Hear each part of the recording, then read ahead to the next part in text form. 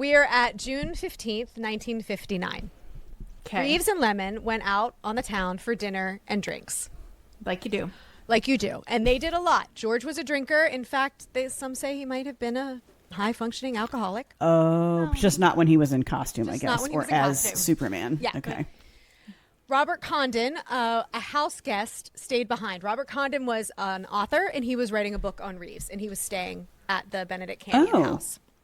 The couple like he was interviewing him, like a biography? He was staying there. Okay. So the couple returned around 11 p.m., and at 12 a.m., we're now at June 16th, George went upstairs to go to sleep. He was like, I am tired. Good night. Lemon stayed downstairs with Condon. They were drinking. Continued to drink because Lemon and George already were when they were out. Blitzed. Reports say that Lemon turned on the porch light, indicating that the house was open for visitors. Apparently, this is a thing that happened for them. Like, if the porch light was on and the neighbors saw it, they could just be like, hey, I'm here. Let's have a drink. At 12 in the morning? Girl, it's midnight. I know. I'm exhausted you're by then. middle-aged. What are you doing? God, I go to bed at 10. I know. 9 p.m. Like 9. It's down. ridiculous. Yeah. I know. I turn on my outdoor lights as a deterrent for burglars because it's like I can see you on my Ring cam. Right. Like that's why my lights are on. We have motion detector lights that go on that say stay away. Yes, this was like 1950s code for come on by and party. Because like I would remove all the outside lighting on my house so there would be no question that I do not want you to drop by under any circumstances. How dare you drop by? After dark for any reason. Apparently it worked because two neighbors did swing by. Okay. William Bliss and Carol Van Ronkel.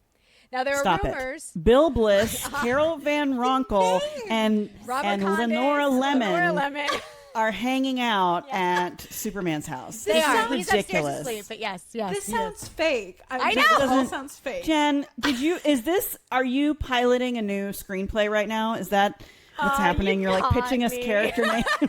Bill Bliss and Leonora Lemon. Like, oh, sure, Jan. Like, that's not... Leonora Lemon, Liz Lemon's great-great-grandmother. That's what I keep thinking. I keep wanting to call her Liz Lemon. That's not it. So you have 4 people downstairs partying drinking, while the owner of the house is like, I literally want to go to bed. Yes. It's midnight. I'm sleeping. Tired and I want to go home. Yes.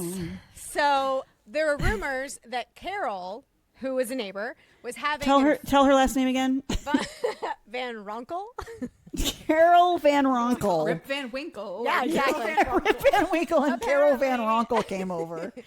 Carol reportedly was having an affair with Robert Condon. Sure. The author.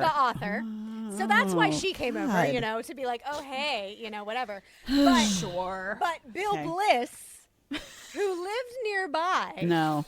He was a real happy kind of guy. He was a real happy kind of. He was actually virtually a stranger in the house. He had never, stopped by for this porch light. So they weren't together? No. Bill just chooses tonight Bill to rock just chooses to rock up, and he's never done it before. Like, they barely know this guy.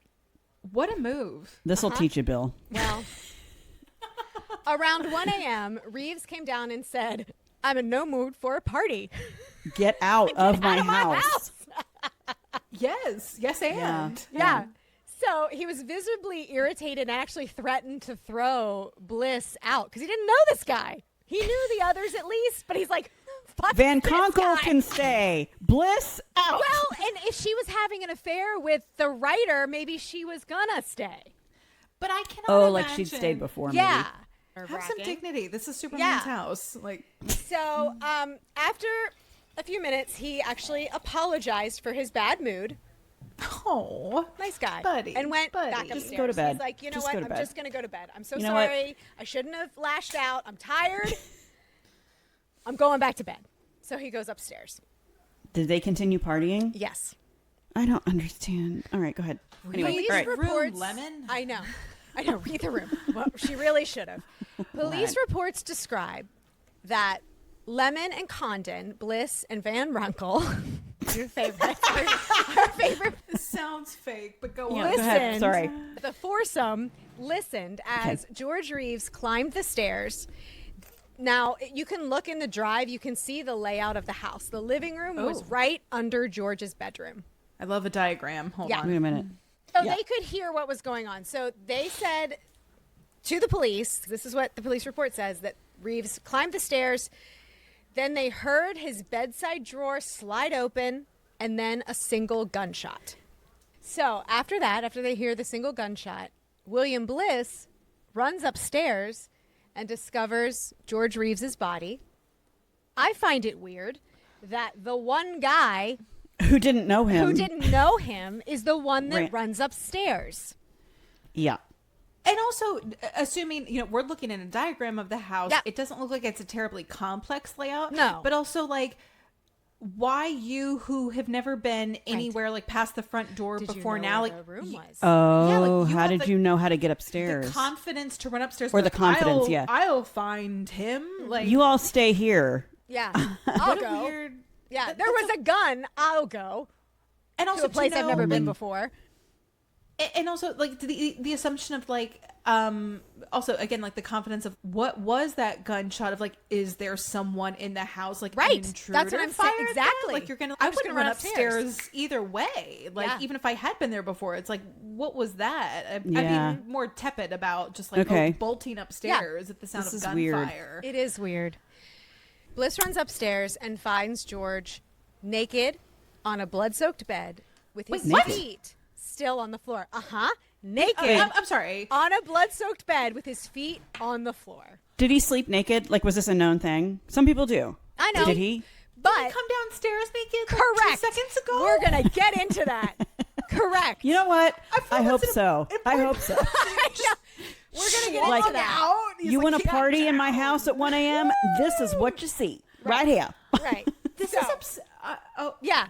So he's naked Weird. on the bed, All right, keep going. covered in blood. His feet are on the floor. Okay. The invincible Superman is dead. Aww. When police arrive, the foursome downstairs, just hanging out drinking. What? Very casually. Drinking. Well, I mean, I can understand doing some shots. Like, oh my God. Like, but no, they were like laughing and drinking. Wait, that's in the report? Like they were laughing and drinking? Mm-hmm. Oh, no. I don't like that at all. The police weren't called until about 45 minutes after the gunshot. So, this is how the police found him. Naked, on a blood-soaked bed, his feet are on the floor. The shell casing from the gun was under his body. And so he shot himself in the bullet wound was in his head? Yes. Yes, okay. And I'll get to that. So, the 9mm German lager was on the ground between his feet.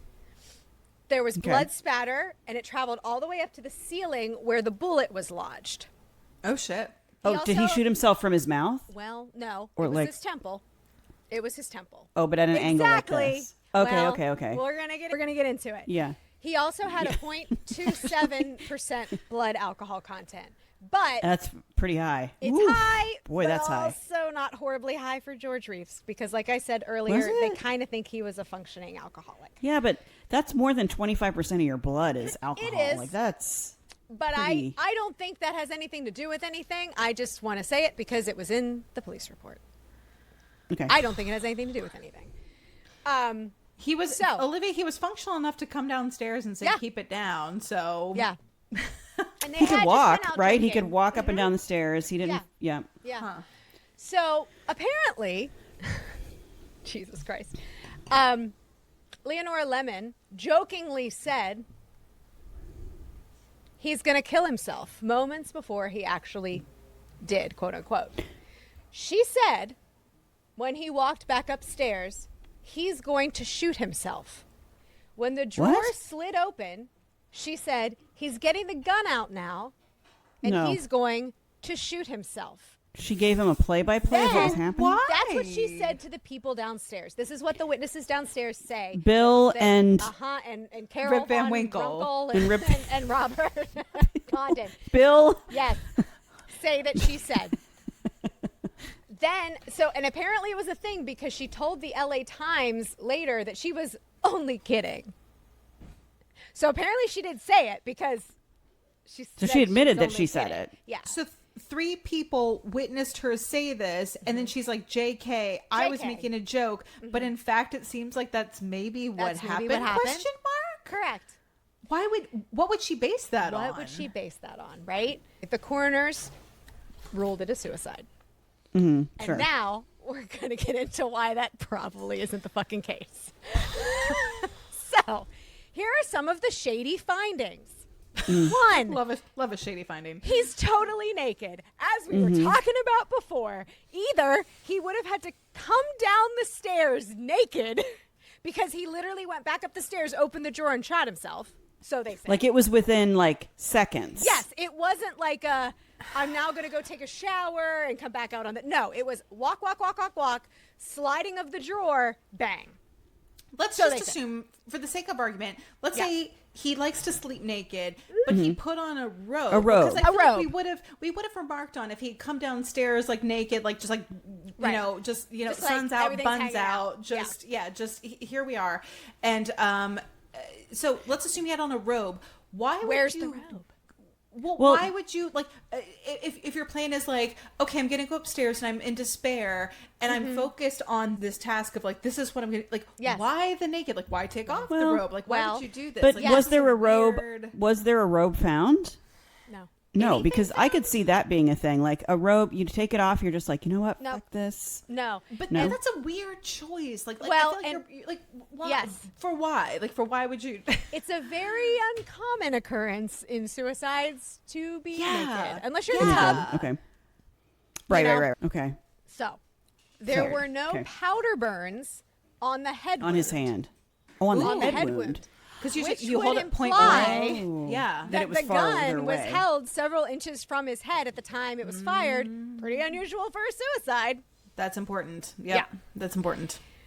Reeves was discovered on the bed lying on his back. The single shell casing was found under his body.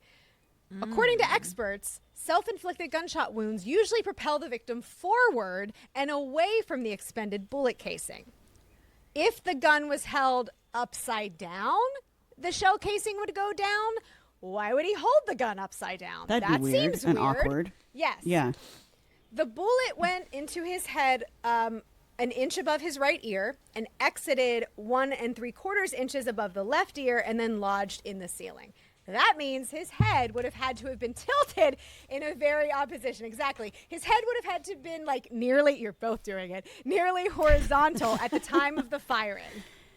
For that to be, and the gun was being held upside down. But also, I'll say then he ends up on his back. So just, I'm not a physicist, but physics, ladies and gentlemen, this is basic. So your listeners, I am tilting my head in a 90-degree angle so that if you're firing from below and the bullet is going towards the ceiling, but then somehow you fall backwards on your back, that makes absolutely no sense. Fall to the other side. And why would the shell casing be under your body? It would fall on top of you. Basic momentum. Yeah. So he's physics, but physics. No, this is basic. This is very basic crime scene, and also very, like ballistics. That's what I want. Ballistics analysis. I'm thinking, but the police didn't. Wait, all right. I was just gonna say, so they put all this in a report, and they're like, "Yep, nothing to see here." That happens so often, though. Doesn't that happen so often with? Yeah. So for this to be true, one would expect the gun to be found by his side, maybe, or in his hand, not on the floor between his feet. Well, and the bullet casing would likely be on the floor, not under his body. Anywhere, honestly, than under his body. Yeah, literally just about anywhere else would be acceptable than under body. Yes. That's weird. So there are reports on bed that before an autopsy could take place, the body had already been embalmed or washed. So traces of gunpowder that could have been on his hands and face were long gone. His hands weren't even tested for gunpowder residue, so it doesn't actually matter one way or the other. So the reasoning behind, he died by suicide was a stalled career. Okay, but he was already scheduled to shoot new episodes of Adventures of Superman. And was going to direct. He was going to direct. He received a hefty salary increase. It was going relatively well for him. Things actually seemed to be going relatively well. And some friends said that he seemed to have everything to live for. And he was, crazy or not, he was going to marry the lemon bitch. So, I mean. Right. Right. We don't agree with it, but that's what the reports were. But now, personally and professionally, this is kind of arguably the best it's gone for him in like, long time. 10, 15 years. Like, but and it's like, usually, again, you don't know what goes on behind closed doors, certainly from like, an outsider standpoint, but people at least like close to you or people that you are in immediate relationships with can speak to like, there was a pattern of depression or,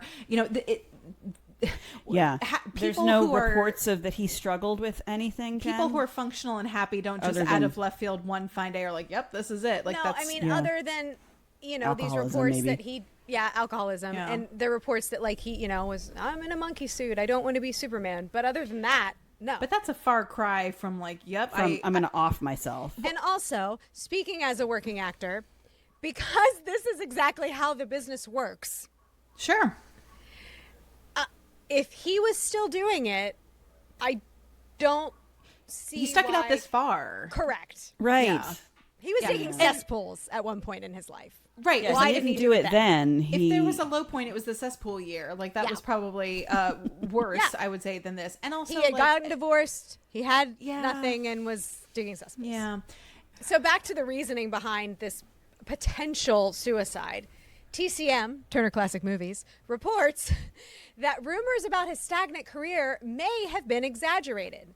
They suggest, apart from the upcoming season of Superman, Reeves was being considered for the role of Detective Milton Arbogast in Hitchcock's Psycho. Psycho! Yeah. There's the Anthony Perkins There it tie-in. is, right? How funny. Or as some say, Anthony Perkins. Anthony Perkins. I've never heard, but that's okay. Arbogast is a great role, too. Yes. Like, he is a great major role. And he would have been awesome in it. So they were considering him for that. Just 2 days after his death, on June 17th, he was to have returned to the boxing ring, because he was something he loved and always missed, with light heavyweight champion Archie Moore. The exhibition match was to be played on television so that viewers across the country could tune in to see Superman beat the champ. Reeves told reporters the Archie Moore fight will be the highlight of my life. If my goodness. Look on the drive, there's a poster. Yeah, a poster. Yeah. It was happening. It's Times New Roman font. I'll let it slide, but oh my God. So it was like 1959. So oh my God. Yeah. So he was really excited to go box again. And that was like the next day. Wow. So, yes. He had all kinds of good things going on in his life as far as just like, again, and no documented pattern of mental illness or like bipolar or depression or anything like that. Yeah. And that being said, it was the 1950s. We didn't talk about it.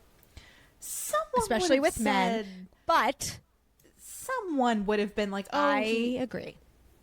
Someone somewhere. And Tony would have said, exactly. Rather than like have I'll say the I don't want to say shame, but the stigma of suicide. Like if there was anything to soften that or to say like, well, I feel like she, at bare minimum, who was in a relationship with him for like how many years? Like almost 10. It was like 8 years. Yeah. Yeah. Would have at least like been like, well, he actually had toyed with suicide before, or there had been an attempt, or I was worried about him. Yeah. Like anything. Yeah. Anything. Something. So, and then of course he and Leonora Lemon were to be married 3 days later. So they said, in Mexico. And apparently there were like traveler's checks. They were going to go to Spain. He's going to punch some people and then go get married. Reeves' mother, Helen, here she comes. However, she thought it was premature to rule the death a suicide, and she didn't believe that her son would do that. And there was no note. All right, Helen, you did the bare minimum. All right. Asked some questions about this. You're still garbage, but at least you kind of stood up at the end. So she retained attorney Jerry Geisler to petition for a reinvestigation of the case as a possible homicide right away. Yeah. Right. Good. The findings of a second autopsy conducted at Geisler's request were the same as the first, except for a series of bruises of unknown origin around the head and the body. His trainer, who saw him earlier that day, didn't see any bruises on him.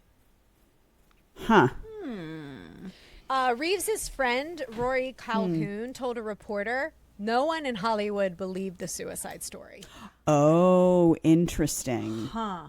Okay. All right. So here we go. Some more theories. accidentally or purposely shot by Leonora Lemon. Yeah. For why, though? She was known for her, quote, Vesuvian temper tantrums. Like, she was literally thrown out of clubs for punching men in New York. So those crazy eyes are 100% accurate. You know, are we gonna, like... But, she was upset that George Vesuvian. I need to just sit on that for a second. Vesuvian. I wouldn't mind being known as having a Vesuvian temper. The autopsy photo. Yes. There is a bruise like Right over his forehead, on his forehead, above his eye. Like he was punched by someone. Or hit with the butt of a gun. Something hit him, like here. Yeah, you're right. I forgot about that. Like over his left going eye. through your brain.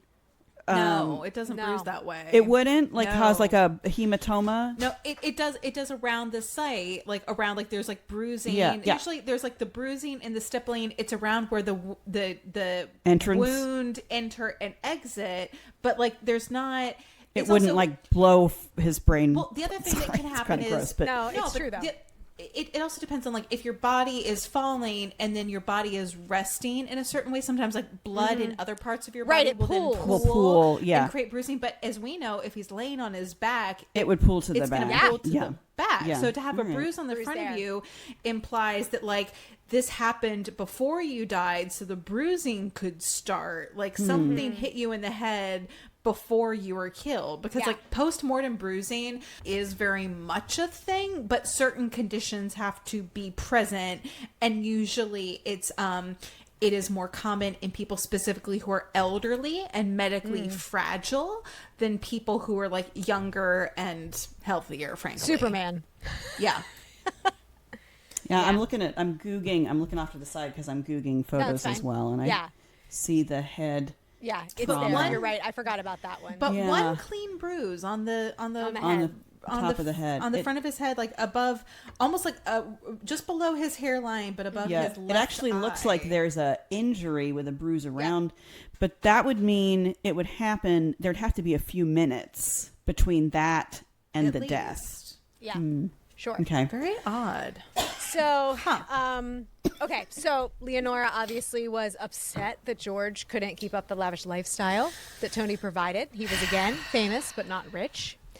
She and George were about to be wed, but George never publicly acknowledged this. Like I said, I couldn't find a public announcement anywhere.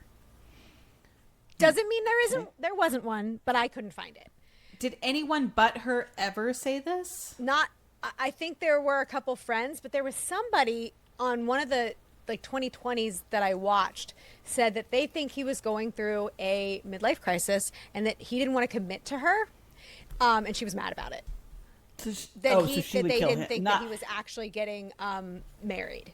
That was a story that was made up. So she has the motive. That would be motive for her to maybe, but she has crazy eyes. She has crazy eyes. She does have crazy eyes, but they weren't married, so it's not like she was going to get any money. Well, married, exactly. Right? Nothing but vengeance. And his will left everything to Tony, but of course it did because everything was Tony's. Well, that's true. Yeah. So I'll it's kind of like I'll take that back. Yeah. He's like, you can have it. There was a report in April in a tabloid that the wedding was off.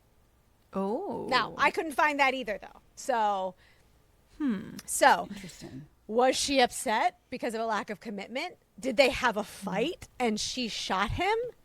If that was the case, 3 other people would have had to cover for her. But they did seem to be rather nonchalant having a drink when the cops showed up, and they called the cops 45 minutes after the gunshot. Rip Van Winkle and the biographer are banging. But then we have poor Bill Bliss, who is the fifth wheel in this whole debacle. What did they have to gain by either they weren't there when the murder happened, the death, and they came over and she convinced them, or they were there, she convinced them we'll all be held accountable. I don't know. Yeah. What's their motive for lying and backing her up, I guess? Well, there are some other things. So in addition to that one bullet that passed through George's head, there were 2 other bullets found. 2 other bullet holes found. Bullet holes. Wait. I apologize. Okay. So the gun, the same gun, had been shot through the floor in the bedroom. Nope. When asked by the police, Lemon claimed that one was from an accident a few days prior when she was fooling around, quote unquote, with the gun, but no explanation was ever given for the other. So despite the fact that she said she was fooling around with the gun and there was no explanation for the second bullet hole, the police chief, William Parker, told the press he believed the extra bullet holes were of no significance. 0. I'm sorry. How many bullet holes do these people have in their homes where it's like, oh yeah, nothing to see here, Nothing just to a see random here, folks. bullet hole. I'm not worried about that one. Like, Yeah. What? Yeah. Never have I ever lived in any house where there were just like random bullet holes, and it was like, this is fine, nothing to worry about. Like, I don't know how that got there. Like, no. Yeah. This is not a thing. Lemon told the police that she was in the living room with the guests at the time of the shooting. But, and here we're going to get into some hearsay, but I think it's interesting, so I'm going to say it. Hearsay statements from Fred Crane, who was George's friend and colleague from Gone with the Wind, put Lemon either inside or in direct proximity to George's bedroom. According to Crane, who was not present, very important, Yeah, wait, he wasn't present. there. Okay. Bill Bliss, our friend Bill Bliss, told Maleficent Trent, I don't know who that is, a friend of his, I guess. Maleficent Trent? The names on this episode.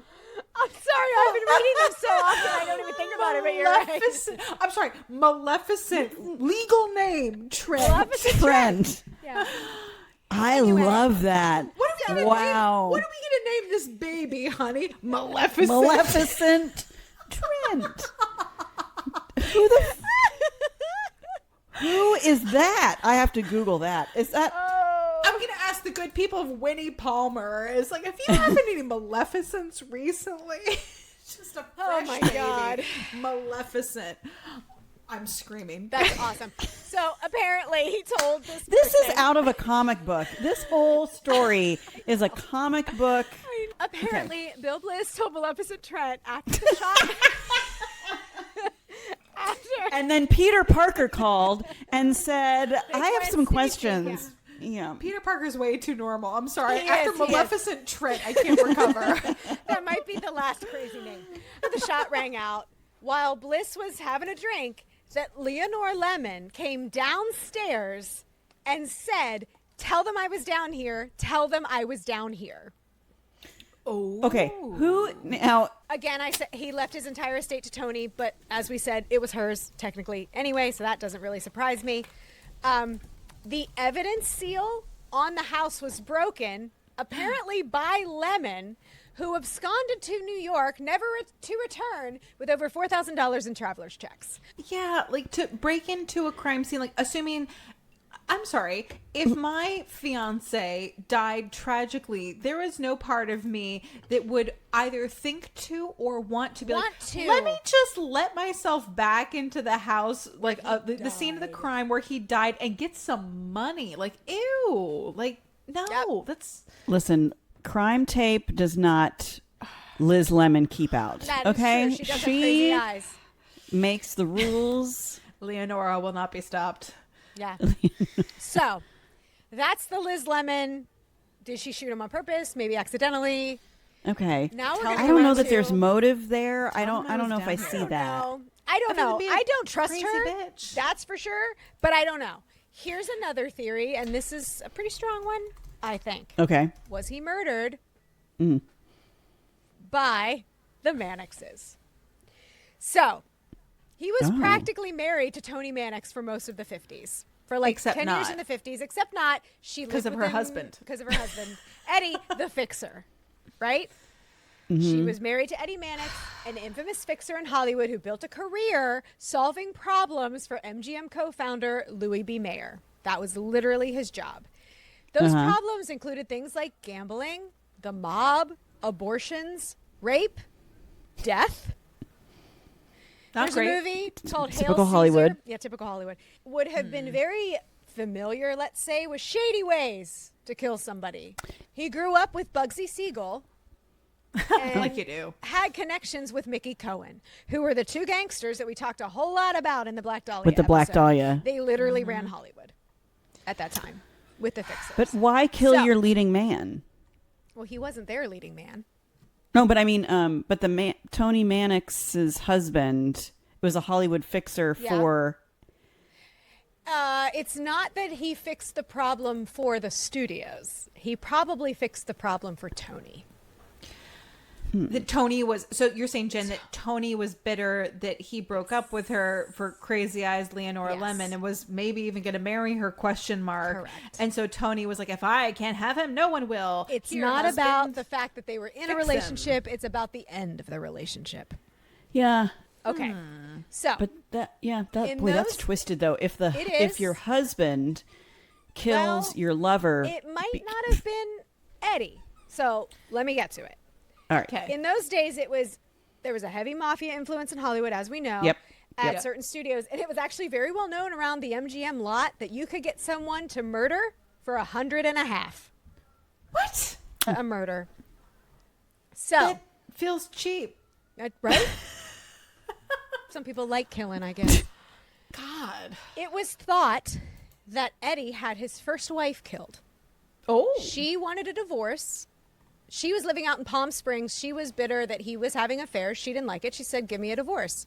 She then was in a tragic car accident and died. Uh-oh. There were like skid marks on the road that pointed to foul play. Like she was run off the road or something? Yes. Ooh. Staged murder. Yes. So that was in 1937. So it's very, very much believed that Eddie had his first wife killed. Okay. So, as I said, Eddie supported the affair between Tony and George. So it wasn't about that. It was about the end of the affair that could have made this happen. Tony was absolutely inconsolable when Reeves left her for Lemon.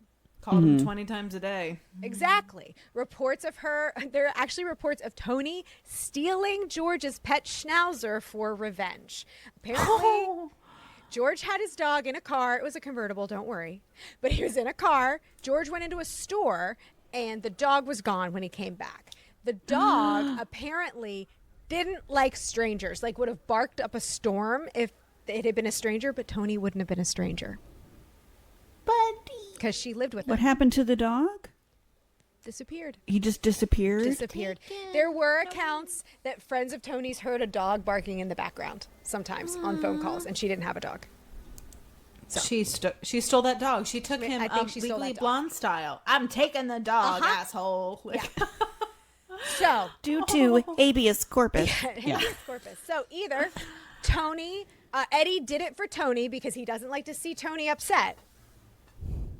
Or Tony commissioned some of Eddie's guys with or without Eddie's knowledge. E.J. Fleming, who he wrote a book called The Fixers, details that George survived a series of suspicious accidents in the months before his death, which match Eddie's M.O. What? He and Arthur Weissman was George's manager, both believe this. Okay, so in the 3 months before his death, George was involved in 3 mysterious automobile mishaps. Uh-oh. Now, George refused to believe that anyone had tampered with his car, but a mechanic believed that someone had drained his brake lines. Okay, that's major. What? That is significant. Yes. So he died in June. In April, he was in a car accident on the street he lived on. So he was in Benedict Canyon, literally right down the street. So yes, in April, he crashed into a cement pole and was partially ejected through the windshield. Oh my Holy God. shit. Now, was that due to... But was that due to brake line issues? The mechanic found that George's car had its brake fluids seemingly drained. Yeah, no, that okay. Feels, that this is starting to feel like a smoking gun. There we go. Okay. Also, so April, May, June, he would have broken up with Tony 4 months earlier because he was only with Liz for 6 months. Okay. Yeah, got it. Okay. In the film and theater business, Eddie Manix had access to a lot of people outside of the general public. For a price, these men could maneuver 2 trucks close together on the highway, or, because that was the other accident that happened, there were 2 trucks driving in the same direction as George and like sandwiched him in between. Oh my God. That was the other accident. Or they could drain brake fluid from someone's car. Eesh. Furthermore, he was sure that Manix also had access to someone who could arrange a murder, too. Everybody knew that because, 100 and a half.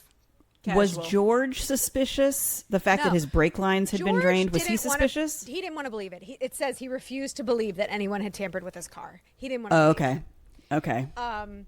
So about a month after the car incident, he began to receive death threats on his unlisted telephone line. Uh-oh. Most of them came late at night, and there were sometimes 20 or more each day. Often, death threats. The anonymous caller would simply hang up when Reeves answered. They said nothing, but after a few graphic and detailed threats, Reeves knew it was the same person. Was it a woman? Nervous after the near misses in his car, Reeves filed a report with the Beverly Hills Police Department and a complaint with the LA District Attorney's Office. He even went so far as to suggest a subject, his former lover, Tony Manix. He listed that in the police report. And a DA's to you, Mrs. Robinson. Jesus loves you more than you will know. Wow. Yeah. So I did not see this coming. I thought our most likely suspect was Crazy Eyes, but no. I thought it was Crazy Liz Lemon. Yeah. Norma Desmond, don't turn your back. Don't turn your back on Norma Desmond. Push you down those stairs. Wow. No one ever leaves us. Bang. The DA's office investigated the complaint filed by Reeves, including his accusations of Tony's involvement, but soon discovered that both Reeves and Tony were receiving telephone threats and crank calls. Maybe. When that was disclosed, many people assumed that it was Eddie Manix who had instigated the calls through employees or hired thugs. But Tony also could have been lying. Thugs. Yeah. She could have been like, oh, me too. I was getting death threats too. It was very scary.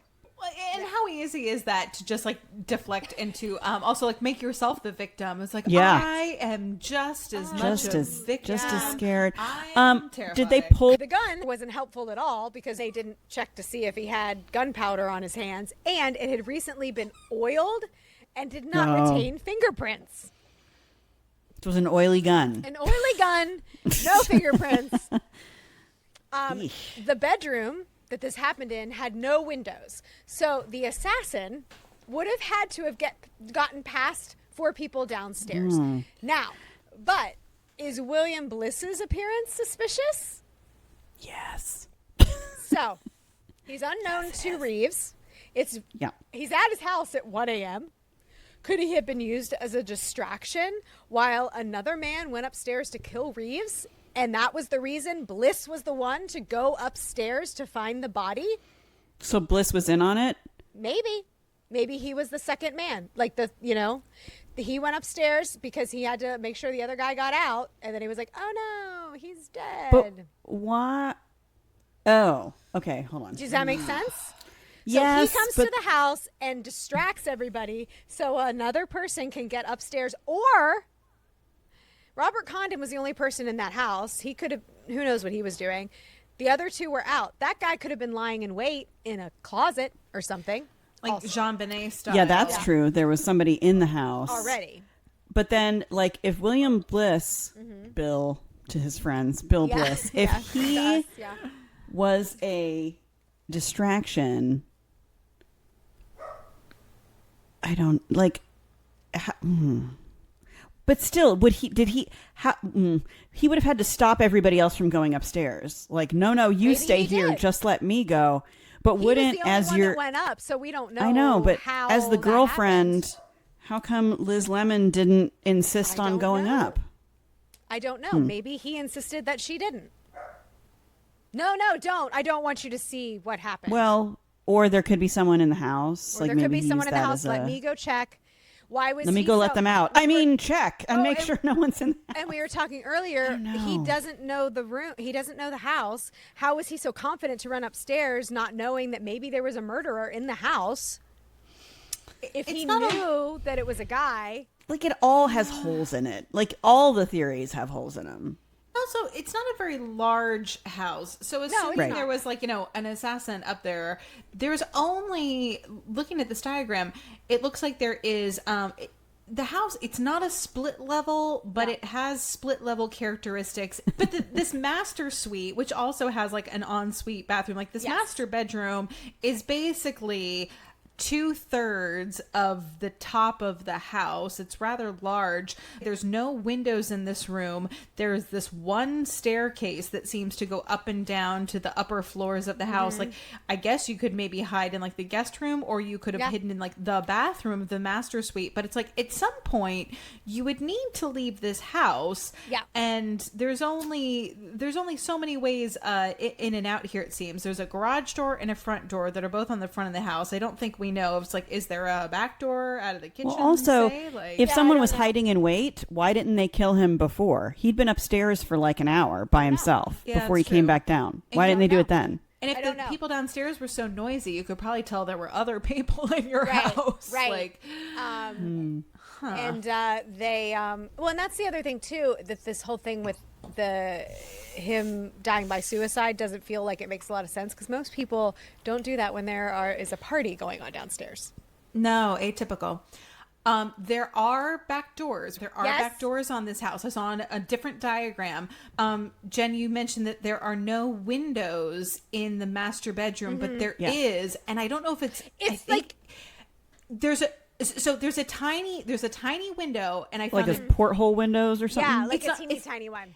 But it's off, like, it almost looks like it might be in the bathroom, not in the bedroom itself, but off the bathroom. It's in the bathroom. And because it's a split level house, it goes out onto the roof of the den, which is only a drop from like a first floor room. So if somebody was in the bedroom and shot him, they could have gone out this window in the bathroom. Like, it's big enough for a human to go through. It is. And then gone off the back of the roof that was my thought too. The people downstairs. Because it's like, it's interesting. They could have climbed up that way too, even. Potentially, but certainly to exit the house, if they didn't want to go, because it looks like to go downstairs, you still have to go through the main part of the house, and you can go out either. Like the living room has a door, and it looks like maybe, I'm assuming it's the kitchen has a back door, but you would still have to go past like those house guests. But if you went out this window and just sort of like slid off the edge of the roof, it's like, that's like what, maybe like a 9-foot drop, like. Yeah. So, as we started this episode at 4:30 a.m., Tony called Phyllis Coates, who played Lois Lane in the first season of Adventures of Superman, and said, the boy is dead. He's been 3.5 hours. How could she have known? Wait. It wasn't out yet. There was no paper. 3.5 hours later, Tony somehow knows and calls Phyllis. Okay. Well, and says he's been murdered. Yep. But I do wonder, like, maybe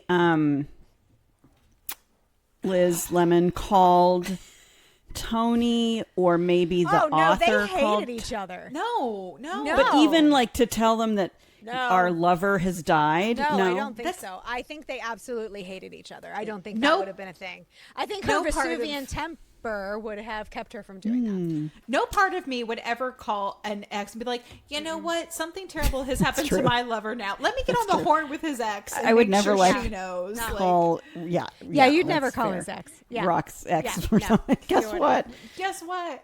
But I do wonder, like, so, I mean, but people knew who he was. The police might have started calling people that were his contacts. You know what I mean? Dead. She said the boy is dead. He's been murdered. Oh, he's been murdered. Yeah. Interesting. She said he's murdered. He's been murdered. Yeah, that's a lot. All right. So here's some more interesting stuff.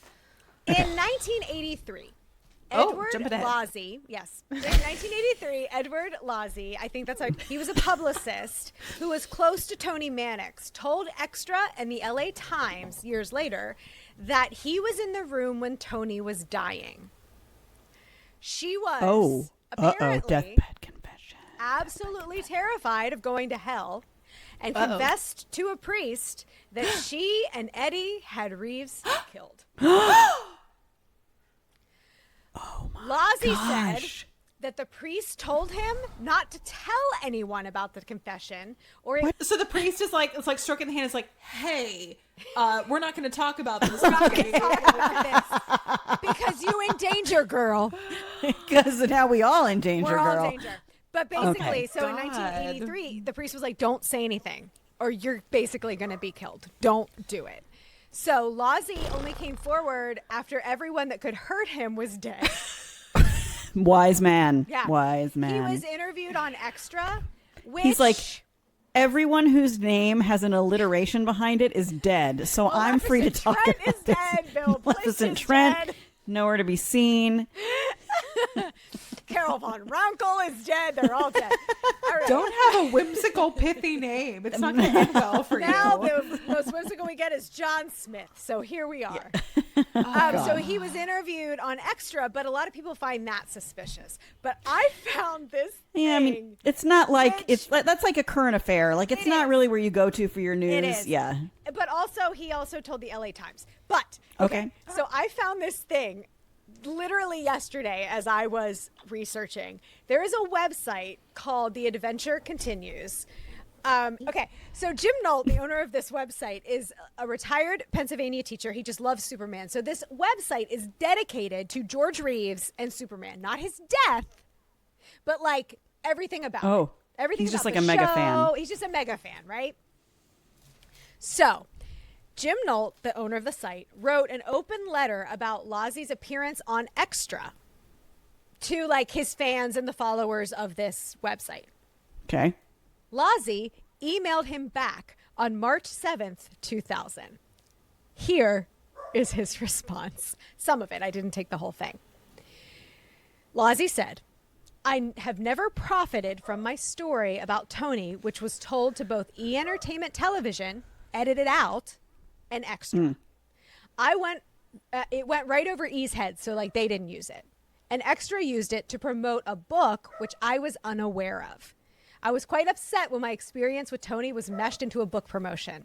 I have still never read the book, nor any book about George Reeves or his demise. Certainly I have opinions, which, like your readers say, have no substance. What I will tell you is that I have my own reasons for waiting almost 20 years to reveal what Tony Manix told me. My experiences with her at home, including the odd Tuesday night prayer sessions to George, tears and all, and her vicious remarks about Leonora Lemon being with George, her gifts of George's clothes to me from the well-kept grooming closets in her house. She requested that I wear them. The stories she shared with me about their romance and problems are no secret to our circle at the time and to some of you. Besides my own reasons, which are not financial, I have no book, articles, or manuscript, and I have not profited at all from the 2 interviews I did for national television. I most certainly wanted to insert myself into the fray for academic reasons and have been itching to do so for many years. Yes, I never presented myself as the holder of any new theories. It's the same old one. Yes, George Reeves was murdered. Yes, Tony Manix was mean enough, connected enough, and had motive enough to make it happen. And yes, finally, she told me what she did. Was it the truth? Was she fooling with my head on her way out? Did she know Leonora would want to know this as what she did? Who knows? All I know is that what she told me soon before she died became an anchor around my neck for a long time. I'm just the messenger, and for me at this time, it was right to bring it to the record. Mad about the boy. What? Prayer sessions to George on Tuesdays. Made me wear her clothes. That's That sounds like a woman riddled with like she was visited by the 3 ghosts and was like, I'm screwed. Yeah. In general, I am inclined to believe deathbed confessions. The reason this one is taken like with a grain of salt is she did have Alzheimer's disease. However, as someone whose grandmother just passed away of dementia and very, if not Alzheimer's disease, real close to it, it's not the things from the past that they forget. Correct. That's true. Yep. It's the new things. That's right. My grandma would be like, ask my mom where the little one was, thinking I was still like a baby. Right. They remember birthday parties from 50 years ago, and that's right. It's degenerative, and it comes with a loss of, like, usually short-term memory is like one of the things that goes, like you're saying, Jen, like you think you are like, oh, I have to get ready for school, and it's like you're 90, there's no school. Yes. Right.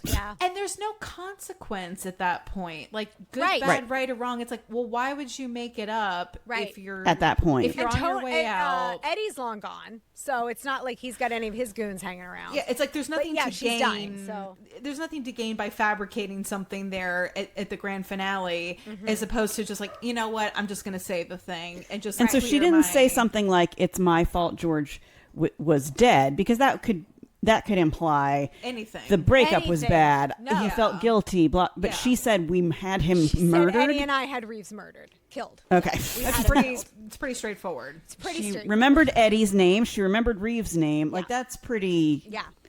Yeah. And it seems okay. So Jen, let's assume the deathbed confession is true, and she said, okay, we had him killed.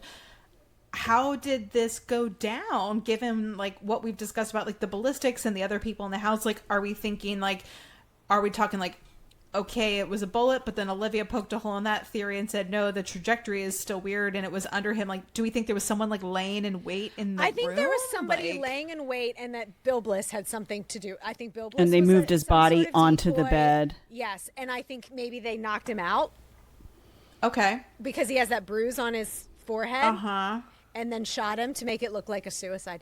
Because that gun is like right between his feet. His feet were on the ground. The bullet casing. So it's like somebody knowing just enough about something.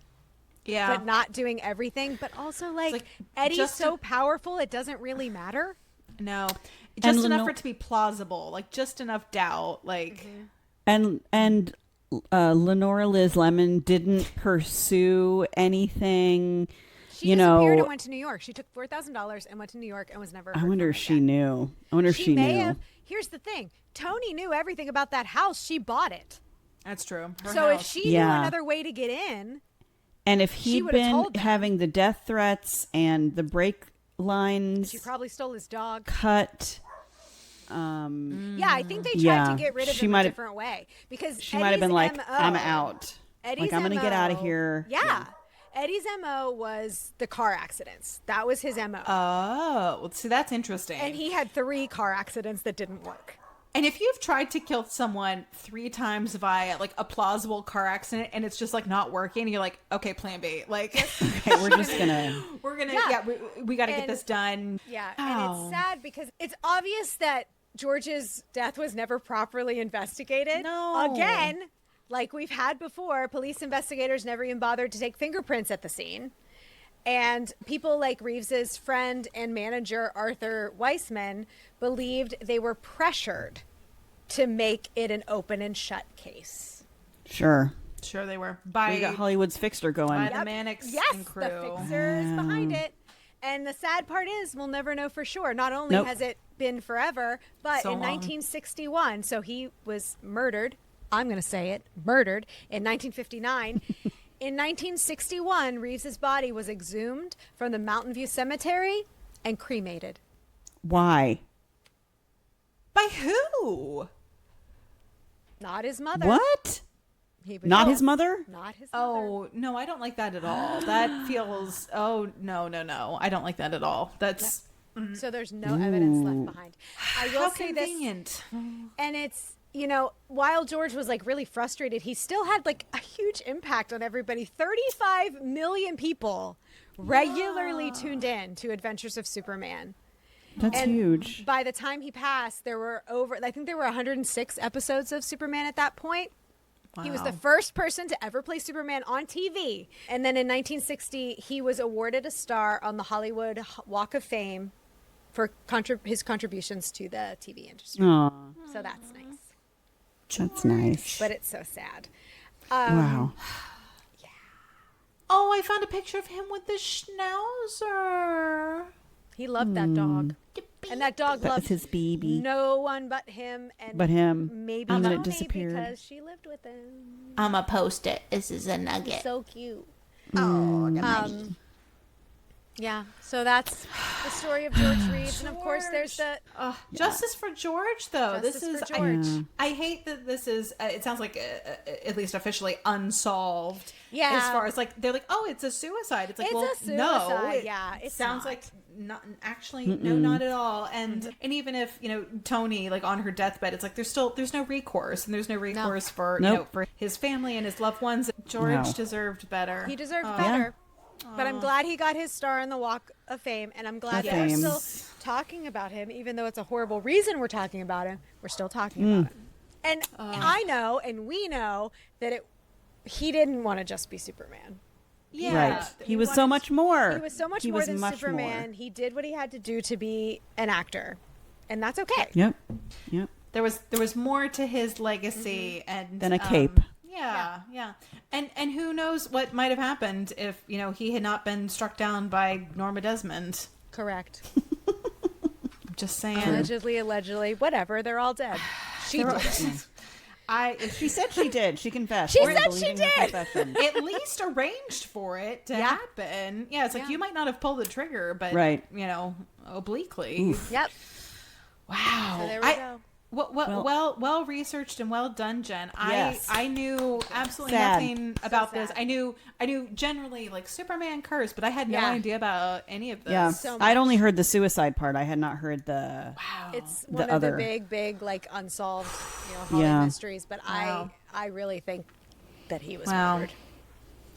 For my next one, I have on our deck is the Scottish play and all the lure and murders and or deaths or whatever, and curse things that may or may not have followed that. Really quickly, I promise this is it. We do have episodes up on YouTube, the video on YouTube. Exciting. So if you want them without ads, you can join our Patreon. Yay! See our smiling faces and our weird expressions. At least speaking for myself, I'm just for sure Muppet. And sometimes. Our floozy bracelets because I'm wearing them today. Bracelets. I'm not wearing mine right now. I feel like I have so many things to add to our faux merch list, and just for this week's episode, I have Floozies Unleashed, and also it's better than cesspool money. Perfect. Absolutely perfect. Excellent. All right. Well done, Jen. We did it. We'll see you next time. All right. Bye. And scene. Thanks for listening to this week's episode of the Wicked Stage Pod. Follow us on Instagram and check out our Patreon for more exclusive content. These deliciously wicked episodes drop every other Friday, so make sure you subscribe or follow and don't get left waiting in the wings.